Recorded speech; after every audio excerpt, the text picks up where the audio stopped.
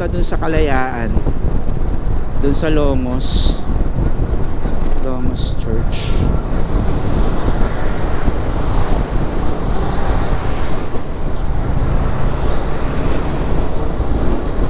Hindi ko alam eh, parang pagkagising ko kanina, parang okay yung weather, makulimlim, parang nung Saturday. Kaya akala ko magtutuloy-tuloy, eh eto nga.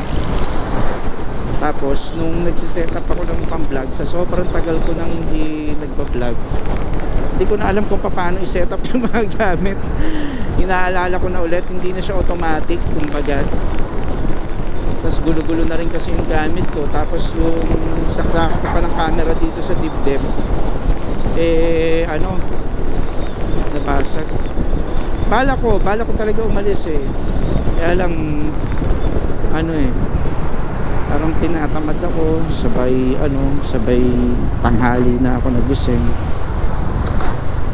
Yun. Kaya ito, anong oras na? Time check, alas 2 na yata.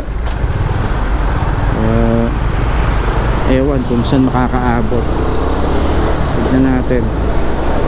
Parang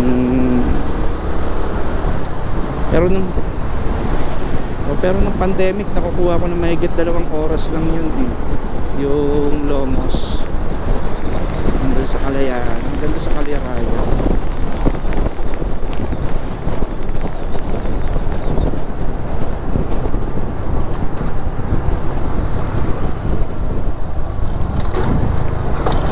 Ano yun?